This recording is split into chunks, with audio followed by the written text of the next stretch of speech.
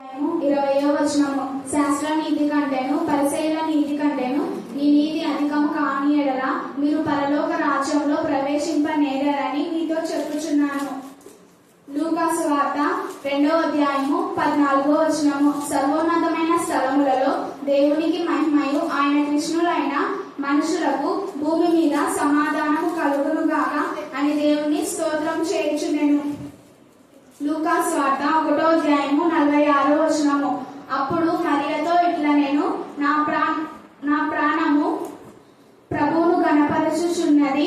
ఆయన తన దాసురాలి దీనస్థితిని కటాక్షించెను. నా ఆత్మ నా రక్షకుడైన దేవుని యందు ఆనందించును. సర్వశక్తిమంతుడు నాకు గొప్ప కార్యములు చేసెను గనుక ఇది మొదలుకొని అన్ని తరముల వారును నన్ను ధన్యురాలని అందురు.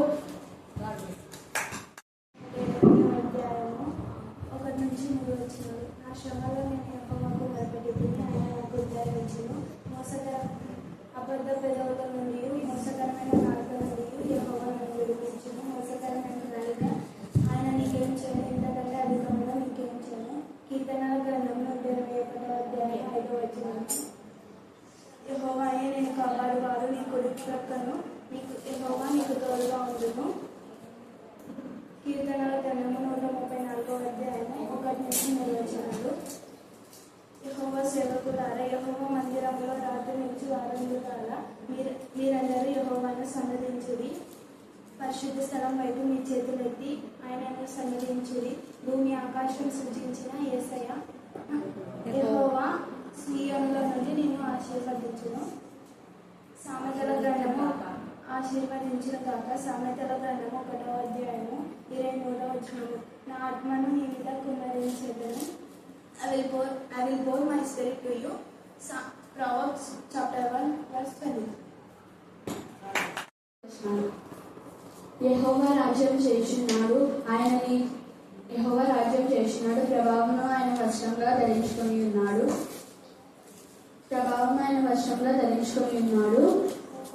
యెహోవా బలం ధరించుకొని బలం చేత నడుము కట్టుకొని ఉన్నాడు. కదలకుండునట్లు భూలోకం స్థిరపరచబడి ఉన్నది. పురాతన కాలం నుండి నీ సింహాసనము స్థిరమాయెను. సదాకాలం నుండి ఉన్నవాడు నీవే.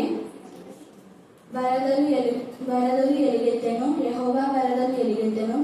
వరదలు తన అలలు హోరెత్తునట్లు చేయుచున్నవి. విస్తార జలముల ఘోషల కంటేను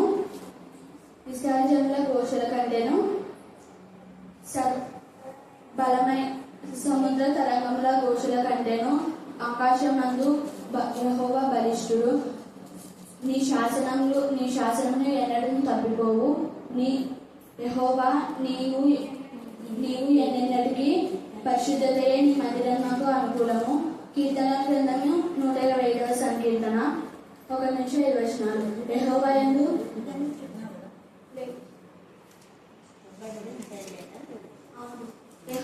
నమ్మిక ఉంచువారు కదలక నిత్యం ఎంచు శ్రీయం కొండవలే నుందురు. యెరూషలేము చుట్టూ పర్వతములున్నట్లు యెహోవా ఇది మొదలుకొని తన నిత్యము తన ప్రజల చుట్టూ ఉండును. నీతిమంతులు పాపం చేయుటకు తమ చేతులు చాపకుండునట్లు భక్తిహీనుల రాజధానం నీతిమంతుల స్వాస్థ్యం మీద ఉండదు. యెహోవా మంచివారికి మేలు చేయును, యథార్థ హృదయములకు మేలు చేయును. తమ వంకర త్రోవలతో తొలగిపోవు వారిని పాపం చేయవారితో కూడా యెహోవా కొనిపోవును. ఇశ్రాయేలు మీద సమాధానం ఉండున్నాడు. ప్రార్థన ఆవర్తించుము. నీవు చెవియొగ్గి నా అంతధ్వని వినుము. యెహోవా, నీవు దోషములను కనిపెట్టి చూచిన ఎడల ప్రభు ఎవడు నిలవగలడు? అయినను జనులు తమ భక్తిని కనపరుచుకున్నట్లు నీ యొద్ద క్షమాపణ దొరుకును. యెహోవా, నేను నీ కొరకు కనిపెట్టుకొనుచున్నాను. ఆయన కొరకు నా ప్రాణం కనిపెట్టుకొనుచున్నది. ఆయన మాట మీద నేను ఆశ పెట్టుకొని ఉన్నాను. కావలి వారు ఉదయం కొరకు కనిపెట్టుకొనుట కంటే ఎక్కువగా నా ప్రభు కొరకు నా ప్రాణము ప్రభు కొరకు కనిపెట్టుకొనుచున్నది. కావలి వారు ఉదయం కొరకు కనిపెట్టుకొనుట కంటే ఎక్కువగా నా ప్రాణం కనిపెట్టుకొనుచున్నది. ఇశ్రాయేలు యెహోవా మీద ఆశ పెట్టుకొనుము. యెహోవా యొద్ద నీ కృప దొరుకును. ఆయన యొద్ద సంపూర్ణమైన విమోచన దొరుకును. ఇశ్రాయేలు దోషములన్నిటి నుంచి ఆయన వారిని విమోచించును. 134వ సంకీర్తన. యెహోవా సేవకులారా, యెహోవా మందిరంలో నిలుచుండు వారులారా, యెహోవా మందిరంలో రాత్రి నిలుచుండు వారులారా, మీరందరూ యెహోవాకు ఉత్సాహ సన్నతించుడి. పరిశుద్ధ స్థలం వైపు మీ చేతులెత్తి యెహోవాను సన్నతించుడి. భూమి ఆకాశం సృజించిన యెహోవా సియోనులో నుండి నిన్ను ఆశీర్వదించుగాక. ఆమేన్. 8వ అధ్యాయము 28వ వచనము. నా దీపము వెలిగించు వాడవు నీవే, నా దేవుడైన యెహోవా చీకటిని నాకు వెలుగుగా చేయును. సామెతల గ్రంథము 15వ అధ్యాయము 29వ వచనము. భక్తిహీనులకు యెహోవా దూరస్తులు, నీతిమంతుల ప్రార్థన ఆయన ఆలకించును. కీర్తనల గ్రంథము 145వ సంకీర్తన 15వ వచనము. సర్వజీవుల కనులు నీ వైపు చూచుచున్నవి, తగిన కాలమందు నీవు వారికి ఆహారం ఇచ్చుదు. 125వ సంకీర్తన. యెహోవా యందు నమ్మకయించువాడు కదలక నిత్యం నిలిచి సీయోను కొండ వలె ఉండును. యెరూషలేము చుట్టూ పర్వతంలో ఉన్నట్టు యెహోవా ఇది మొదలుకొని నిత్యము తమ ప్రజల చుట్టూ ఉండును. నీతిమంతుడు పాపము చేయుటకు తమ చేతులు చాపకున్నట్టు భక్తిహీనుల రాజదండము నీతిమంతుల సాత్యము మీద ఉండదు. యెహోవా మంచివారు మేలు చేయను, యథార్థ హృదయమునకు మేలు చేయను. తమ ముఖర త్రోవకు తొలగిపో వారిని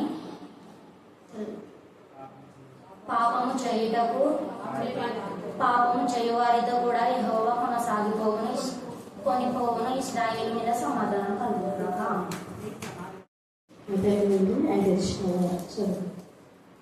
నా సహోదరులారా, మహిమా స్వరూపియాలు మన ప్రభువైన యేసుక్రీస్తును గురించిన విశ్వాస విషయంలోను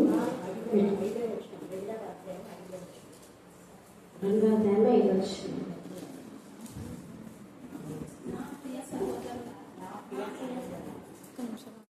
దరిద్రులైన వారిని విశ్వాసమందు భాగ్యవంతులుగాను తాను ప్రేమించు వారికి తాను వాగ్దానం చేసిన రాజ్యమునకు వారసులుగాను ఉండుటకు దేవుడు ఏర్పరచుకొనలేదు.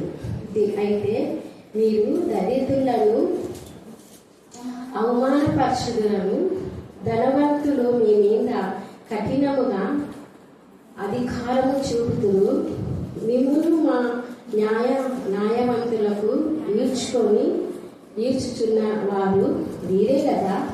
మీరు దేవుని వాక్యాన్ని దీవించి చదవన లేఖన వారిని ఆశ్రయించి విరిచి మా అందరి జీవితాలు ఫలింపచేసి నీకే మహిమ ఘనత ప్రభావం చెల్లించుకోమని వాక్యమైన వాక్శక్తులే మార్చండి. వాక్యం ద్వారా ధైర్యపరచండి, వాక్యం ద్వారా బలపరచండి, వాక్యం ద్వారా శరీర మానసిక రుగ్మత నుంచి మీరు విడిపించమని నా జయిస్తాను ప్రార్థిస్తున్నాం తండ్రి. ఆమేన్, ఆమేన్, ఆమేన్. అంశం ఏంటంటే చదివింది 5, 6, 2 వచ్చిన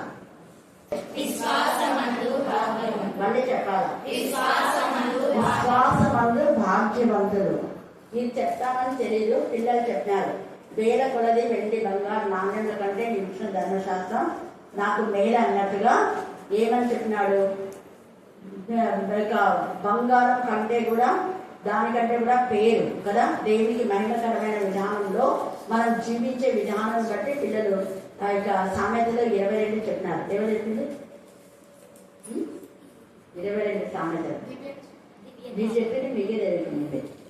గాడ్ బ్లెస్ యు. సరే, అలాగే మీరందరూ చెప్పిన లేఖన భాగాలలోనే ఈ ఐశ్వర్యం ఉంది.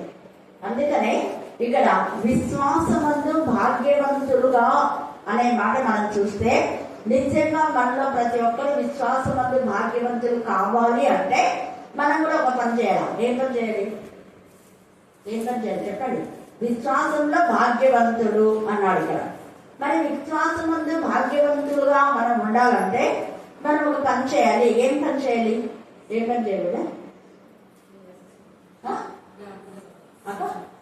ప్రార్థన. అదే కదా, రెండే కదా.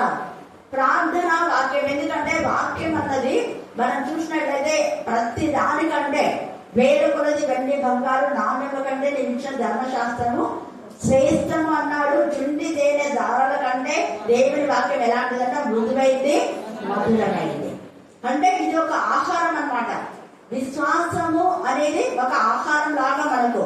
తేనె కంటే, అక్కడ జుంటి తేనె దారాల కంటే నీవిచ్చిన వాక్యం శ్రేష్టం అంటాడు, అది మృదువైంది అంటాడు, అది మధురమైంది అంటాడు. కాబట్టి ఈ యొక్క రాత్రి కాల సమయంలో మృదువైన జీవితంలో, మాధుర్యమైన జీవితంలో మనం జీవించాలంటే మనం విశ్వాసమందు భాగ్యవంతులుగా ఉండాలి. అంతేగాని డబ్బులో భాగ్యవంతులు కాదు, విద్యలో భాగ్యవంతులు కాదు, పెద్ద విద్యలో కూడా భాగ్యవంతులు, ఇంకా ఏమేమో విధానంలో భాగ్యవంతులు అవుతుంటారు. వాటిలో కాదు, కానీ వాక్యంలో మనం ఐశ్వర్యవంతులు కావాలి.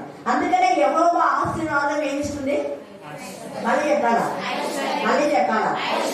ఇది ఒకటి విశ్వాసం ముందు మీరు భాగ్యవంతులు కావాలి అంటే యెహోవా ఆశీర్వాదం పొందుకోవాలి. యెహోవా ఆశీర్వాదం ఎవరికి ఉంటుంది అంటే ఎవరిలో వాక్యం ఉంటుందో వారిలోనే దేవుని ఆశీర్వాదం ఉంటుంది. ఎవరు వారు అంటే మనం ఇంకా ఎప్పుడు కీవర్డ్సే మనం ఎప్పుడు గుర్తు చేసుకోవాలి. 3వ యోహాను 2వ వచనం కంటున్నారా? నీ ఆత్మ వర్ధిల్లుచున్న కొలది అన్ని విషయంలో వర్ధిల్లుతూ సుఖంగా సౌఖ్యంగా నువ్వు ఉండాలంటే ఆత్మలో వర్ధిల్లాలి. తేలిగా మాట్లాడుతున్నాడు. వాక్యములో ఎప్పుడైతే నువ్వు వర్ధిల్లుతో ఆత్మలో వర్ధిల్లాలంటే ఆత్మ సంబంధమైన బిడ్డలు వాక్యం పట్ల తపన తృష్ణ ఉంటది. మొదట కొంతమందికి నాకు ప్రేరేపించాడు దేవుడు, వీళ్ళకి అందరి వాక్యం నువ్వు నేర్చుకున్నావు కదా చిన్నప్పుడు, వాక్యాలు నేర్చుకొని నువ్వు భాగ్యవంతురాలవై, నువ్వు ఒక్కదాన్ని భాగ్యవంతురాలైతే సరిపోతుందా? పిల్లలు కూడా భాగ్యవంతులుగా చేయమని నాకైతే ఇద్దరు బాగానే, నాకు ఇచ్చిన విద్య ఇదేవా, నాకు ఇచ్చిన రక్షణ ఇదేవా, నాకు ఇచ్చిన ఇల్లు ఇదేవా, నాకు ఇచ్చిన ఆత్మల భారం ఇదేవా అని నేను అన్ని ఇచ్చేస్తున్నాను కదా, మరి ఎందుకు నేను నేర్చుకున్నట్టు వాళ్ళు వాక్యం నేర్చుకున్న దేవాన్ని అడగలేదు నన్ను అన్నాడు. ప్రభు అడుగుతుందా? వాళ్ళందరూ నేర్చుకోవాలి వాక్యం అని మీకు చెప్పాను. ఇప్పుడు మీరు ఒక్కరి నుంచి ఒకరు చూడండి. అందుకనే నేను వాక్యం చెప్పడము కొంచెం తక్కువ చేసుకోవడం, కానీ ధ్యానమేమో చాలా సేపు చేసినా, కానీ మీకు అర్థమయ్యేటట్టుగా మెయిన్ ఇంపార్టెంట్ మాత్రమే చెప్తున్నా. మీరు మళ్ళీ ధ్యానం చేసుకోండి ఇంట్లో. అందుకే లేఖన భాగాలు ఎవరైతే నేర్చుకుంటారో వాళ్ళే భాగ్యవంతులు. ఎందుకంటే వాక్యం చెప్పింది అక్కడ ఆత్మ ఎంత వర్ధిల్లితే అంత ఆశీర్వాదం ఉందని తెలిసి ఆ రహస్యంలో ఆ యొక్క మార్మికమైన సత్యం తెలుసుకున్నా. నేను వాక్యం చదవడం మొదలుపెట్టినా. ఎంత అంటే అంత తినడం ఎప్పుడు పడితే అప్పుడు ఎప్పుడు టైం ఉంటే అప్పుడు చదవడం ధ్యానం చేయడం మైండ్ లో అంతా ఫిక్స్ చేసుకోవడానికి. దేవా ఇంకా ఎంత ఉందంటే నేను నేర్చుకున్నది సముద్రం నీటిలో చెప్పుకోండి. ఇంకా మీరు ఎంత నేర్చుకున్నారో మీరే క్యాలిక్యులేట్ చేసుకోండి. ఆత్మ వర్ధనను చూడకూడదు. అన్ని విషయాలు అంటే ఒక్క విషయం కాదు, ఎవ్రీథింగ్. దేవుడు నీకు ఆత్మ జ్ఞానం ఇస్తాడు, ఆత్మ సంబంధమైన ప్రతి ఐశ్వర్యం ఇస్తాడు, ఆత్మ సంబంధమైన ప్రతి ఆశీర్వాదం ఇస్తాడు. ఇవన్నీ కూడా మనం పొందుకునేది వాక్యం ద్వారా. తర్వాత మొదటి తిమోతి 2వ అధ్యాయంలో మాత్రం మాకు ఎంత చక్కగా చెప్పింది. మళ్ళీ మనం విశ్వాసం భాగ్యవంతులు కావాలంటే ప్రార్థన, వాక్యమో ప్రార్థన ఆత్మ సంబంధుల యొక్క పునాది, పరిశుద్ధమైన పునాది. ఈ పునాది మీద ఎవ్వరు కూడా ఏమాత్రం కూడా అది కొనకని పునాది. తొట్టిలో కూడా కాపాడే శక్తులు దేవుడు అనుకుంటాడు. కాబట్టి పరిశుద్ధత నుండి అతి పరిశుద్ధుడికి వెళ్తాం. చదవండి.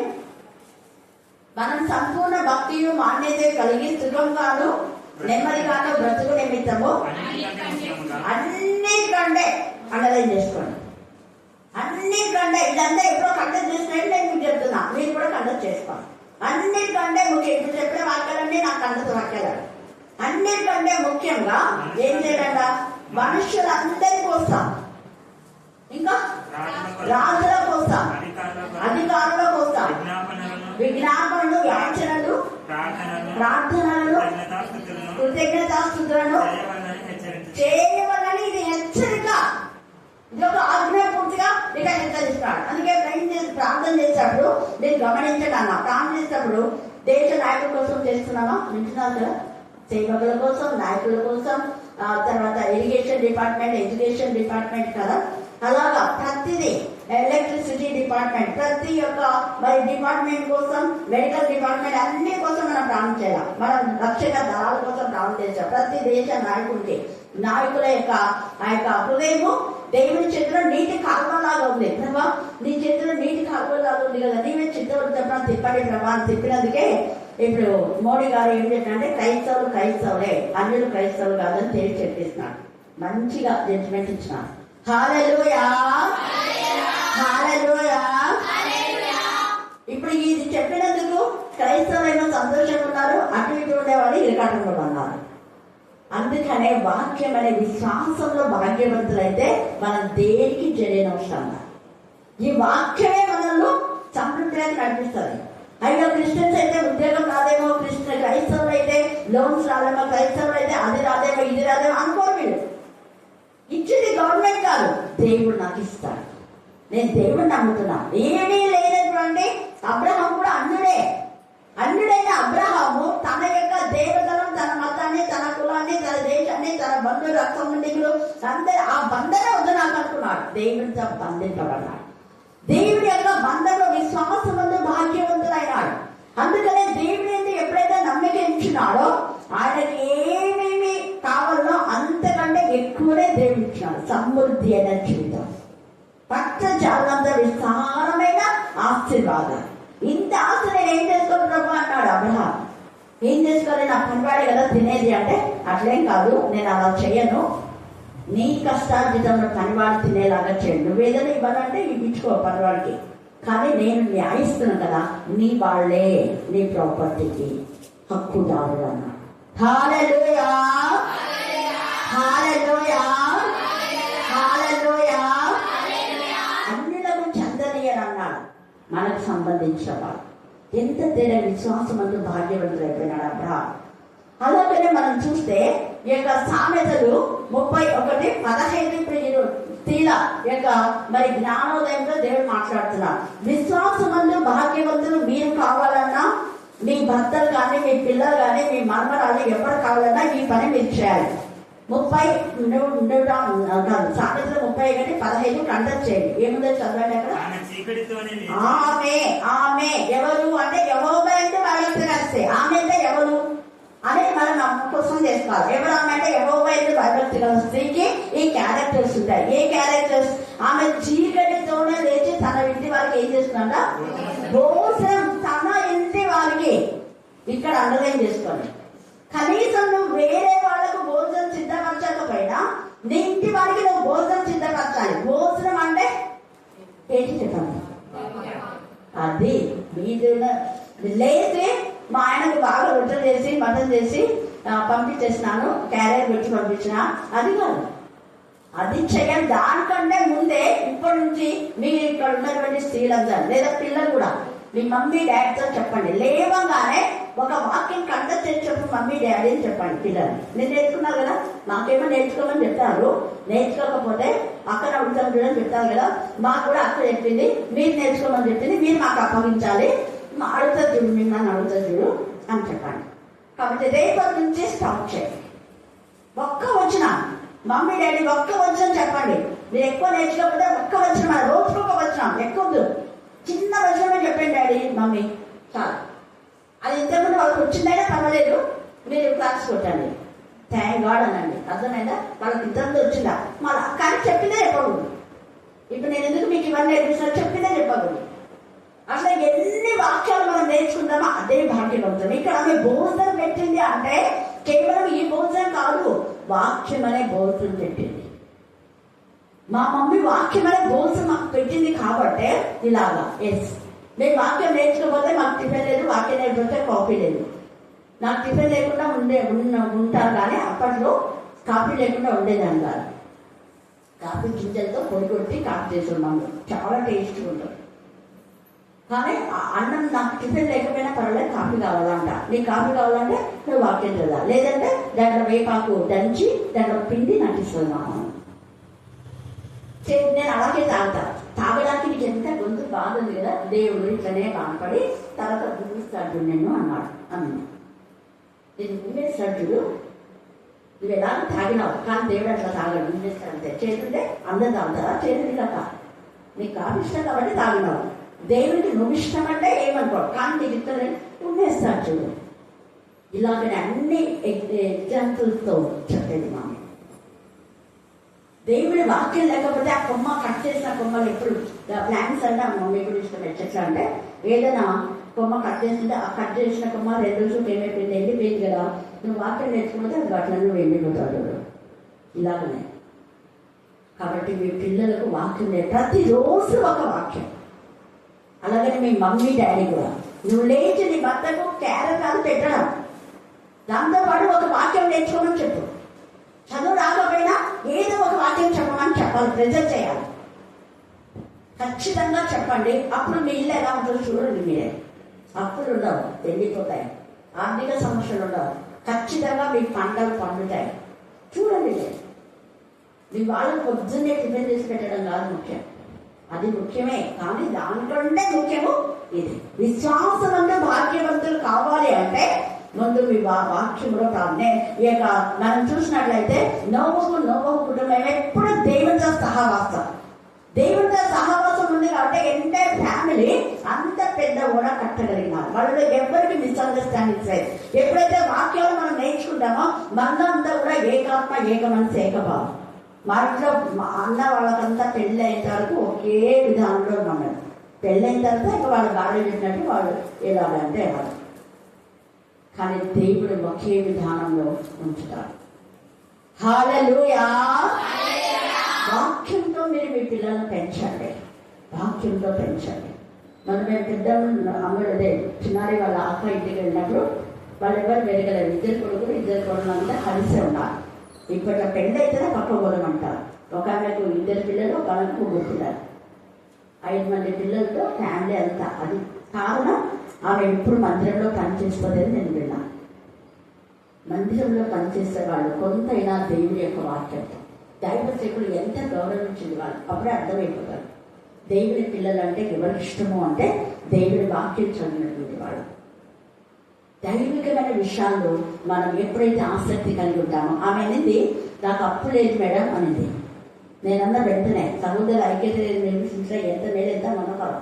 అక్కడ ఆస్వాదం ఉంటుంది, ఇంకేమంటుంది, శాశ్వత జీవం ఉంటుంది. కాబట్టి నేను వెంటనే క్యాన్సల్ కన్నా మీకేం అప్పు లేనట్టుంది కదా అంటే, అవును మేడం ఏం అప్పు లేదు, ఉన్న దాంతోనే మేము ఇల్లు కట్టుకున్నాం, పక్కన కూడా ఒక ప్లేస్ కొనుక్కున్నాం. Thank god. హల్లెలూయా. పెద్ద ఆఫీసర్ కాదు, అంగన్వాడీ పెద్ద ఆఫీసర్ ఏం కాదు. కారణం వాక్యం. ఎప్పుడు దేవునే కాదు. చూడండి, ఆమె పని ఏమో తెలియదు, దైవ సేవకులు ఇంట్లో నుంచి వచ్చింది ఆ టైంలో. మనమైతే ఇక్కడ అంగన్వాడీలో ఈ పని ఉంటుంది, ఆ పని ఉంటుంది, పని చేసుకుంటుంది. మళ్ళీ సేవకుల వాళ్ళ ఇంట్లో పని చేస్తూ ఉంటారు. దైవ సేవకుల వాళ్ళ ఇంట్లో ఏడో అని చెప్పేసి అక్కడికి వెళ్ళి వచ్చింది.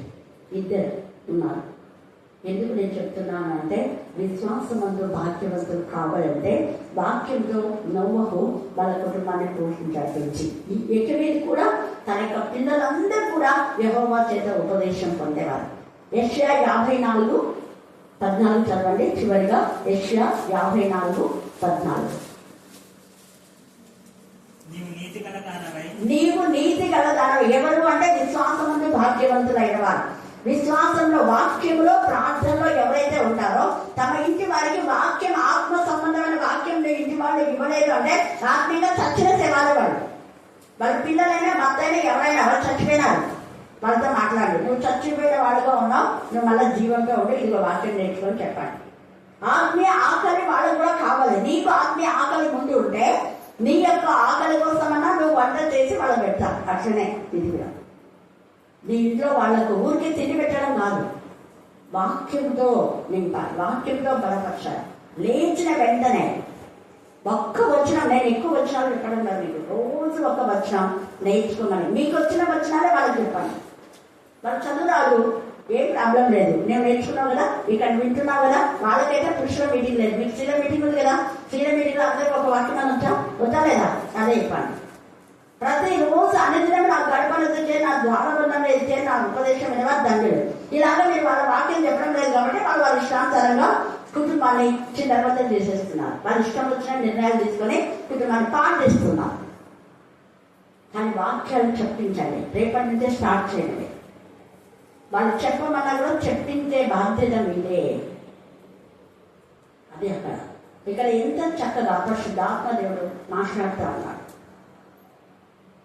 ఎంత చక్కగా, నువ్వు నీతి గల దాని స్థాపింపబడదు, నీ భయపడను అక్కర్లేదు, వీధి నీకు దూరంగా ఉంటుంది. నీ పిల్లలందరూ యెహోవా చేత ఉపదేశం పొందారు. మరి నీ పిల్లలు యెహోవా చేత ఉపదేశం పొందారా? నీ వారి యెహోవా చేత ఉపదేశం పొందారా? ఎకవేద భర్త అమ్రా వాళ్ళిద్దరు దేవుని మీద భయభక్తి గల వాళ్ళు కాబట్టి మిరియామును, అహరోను, మోసెస్ను దేవుని సేవకు సమర్పించారు. దేవుళ్ళలోనే వాళ్ళు ఆనందించారు. ముగ్గురు కూడా.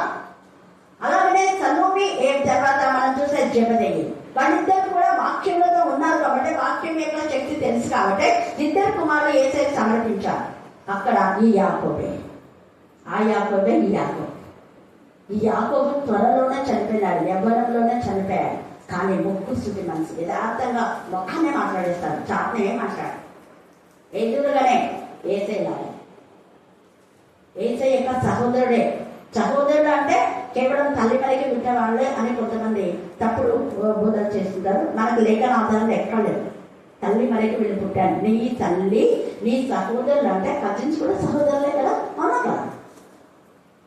నీ తల్లి నీ సహోదరులు. ఇంకొక కొన్ని బుక్స్ లో ఏం రాస్తారంటే యాక్చువల్గా ముందే యోసేపుకు పిల్లలు ఉన్నారు, ఆ తర్వాతనే తల్లి మరియం చేసుకున్నారు. తల్లి మరియకు యేసుప్రభు ఒకడు. కెథలికంతా విశ్వసించేది ఇదే. కానీ కొంతమంది వేరే వాళ్ళు తల్లి మరియకు పిల్లలు ఉన్నారు, మీ సహోదరులనే రాశారు కదా అని అంటుంటారు. మీ అన్నదమ్ముల పిల్లలని అంటారా లేదా? అన్నదమ్ముల పిల్లలంటే చిన్న పిల్లలు కూడా అన్నదమ్ముల పిల్లలే. అప్పుడు మనకు అక్కడ లేనప్పుడు చెప్పకూడదు. వీళ్ళు యోసేపుకు మరొక పుట్టినారంటే అప్పుడు చెప్పాలి. అక్కడ ఏమని రాయబడింది? యాకోబు యోహాను గురించి అక్కడ మనం చూసినట్లయితే వాళ్ళు జెబెదయి సలోమి కుమారులు అని రాయబడింది కదా. జెబెదయి కుమారులు అనింది. జెబెదయి కుమారులైన యోహాను యాకోబు అనింది. అలాగే ఉండాలి. యోసేపు మరియు కుమారులైనా అని ఉంటే అప్పుడు మనం చెప్పాలి. అలాగే లేదు, వాక్యం ఎక్కడ లేదు. యోసేపు మరియు కుమారులని ఎక్కడ లేదు. అలాగే వాళ్ళ కుమారులు అయితే మరి వాళ్ళకు అప్పగిస్తాడు యేసుప్రభు, మరి ఎందుకు యోహానుకు అప్పగిస్తాడు? ఏంటన్నా కెథలిక్ వాళ్ళు అసలు ఒప్పుకోరు ఇలాగ చెప్తే. మనం కూడా కలిపి చనిపోతుంది. సహోదరులు అంటే కజిన్స్ కూడా సహోదరులే. తన ఇంటి వారు ప్రవక్త ఎక్కడైనా తన స్వదేశంలో గనుడుగా ఎంచబడాలని కూడా ఉంది. కాబట్టి ఈ యొక్క సమయమందు ఎక్కబేలు తన పిల్లల వాక్య విశ్వాసం నందు వాళ్ళని భాగ్యవంతులుగా చేసింది. తల్లి మరియా తన కుమారుని విశ్వాసంలో భాగ్యవంతులుగా చేసింది. సలోమి తర్వాత వాళ్ళు కూడా తన యొక్క కుమారులను విశ్వాసంతో భాగ్యవంతులుగా చేశారు. యునైకే లోగి తమ పిల్లలను భాగ్యవంతులుగా చేశారు. ఇలాగా చాలా మంది ఉన్నారు. ఆ తల్లులను ఇంకా దెబోరా అందరి వాక్యంలోనే ఆమె గైడ్ చేసింది. ఇశ్రాయేలుకు తల్లి అంటే వాక్యం అనే పాలు చేత పెంచింది ఇశ్రాయేల్. కాబట్టి రాత్రి కాల సమయంలో ముఖ్యంగా ఈ రోజు మనం నేర్చుకున్న ఒకే ఒక సత్యం, విశ్వాసమందు మీరు భాగ్యవంతులు కావాలంటే మీ భర్తకు మీ పిల్లలకు వాక్యం చెప్పించండి. వేకువనే లేచి నువ్వు వంట చేస్తున్నావు మంచిదే. వేకువనే లేచి ముందు ప్రార్థన చేయాలి, వాక్యం చదవాలి, ఆ తర్వాతనే ఏమైనా చేయాలి. దేవుడు విలేకరు బాగా ప్రేమించి ఆస్వాదించుగాక. ఆమేన్, ఆమేన్, ఆమేన్.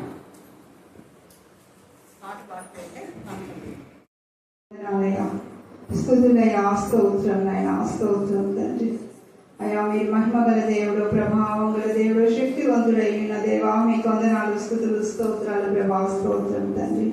మీరు ఆశ్చర్యకరుడు, ఆలోచనకర్తవు, నీతియుడగు తండ్రివి, సమాధానకర్తయగు దేవా మీకు వందనాలు, స్తుతులు, స్తోత్రాలు ప్రభా, స్తోత్రం తండ్రి. అవునయ్యా తండ్రి, మే మాసమంతయు నా ప్రభా అయ్యా మీ రెక్కల చాటున భద్రపరుచుకొని ప్రభా అయ్యా ఈ జూన్ మాసంలో నా తండ్రి మొదటి శుక్రవారం నందు నా దేవా కరుణాపీఠం మినిస్ట్రీస్ అయా సహవాసంలో నా దేవా నన్ను నిలబెట్టిన గొప్ప యేసయ్యా మీకు వందనాలు, స్తుతులు, స్తోత్రం ప్రభా, స్తోత్రం తండ్రి, స్తోత్రం నైనా. అయ్యా తండ్రి ఈ శుక్రవారం దినమందునైనా అయ్యా తండ్రి వచ్చిన ప్రతి ఒక్క బిడ్డను బట్టి కూడా మీకు వందనాలు, స్తుతులు, స్తోత్రాలు ప్రభా. ఆ బిడ్డలు ప్రభా ఎంత వేదనతో బాధతో తండ్రి నీ సన్నిధిలోకి వచ్చి మొరపెట్టుకుంటుండగా నా దేవా వారి ప్రార్థనలు అన్నింటినీ సాక్ష్యంగా మారుస్తున్న గొప్ప దేవుడు తండ్రి మీకు వందనాలు, స్తుతులు, స్తోత్రాలు ప్రభా, స్తోత్రం తండ్రి. ఈ దినమున ప్రభా అయా తండ్రి స్థలం ఒక్క ద్వారా నాయన అయా తండ్రి లూకా సువార్త 17వ అధ్యాయంలోని అయా గొప్ప విశ్వాసాన్ని బట్టి మీకు వందనాలు, స్తుతులు, స్తోత్రాలు ప్రభా. అవునైనా తండ్రి విశ్వాసంతో మేము ముందుకు సాగటానికి మీ కృప చూపించమని ప్రార్థిస్తున్నాం తండ్రి. ఎవరునూ ప్రభా అల్ప విశ్వాసులుగా ఉండకుండా మీరే సహాయం దయచేయమని ప్రార్థిస్తున్నాం దేవా. రోజే చిన్నదానిలాగా ప్రభా అయా గొప్ప విశ్వాసం కలిగి కూడా మేము ఉండటానికి సహాయం దయచేయండి తండ్రి. చిన్న కుమార్తె అయినప్పటికీ తండ్రి అయా ప్రభా ఎంత చక్కగా ప్రభా మీ మీద నమ్మకంతో అయా మీ స్వరం వినటకు అయా ఎంత ఎలాగున తండ్రి ఆశపడి ఉంటున్నదో నా ప్రభా, అలాగున మేము కూడా నా తండ్రి ఆశ కలిగి నా తండ్రి నీ వాక్యాన్ని వినటానికి వేగిరపడి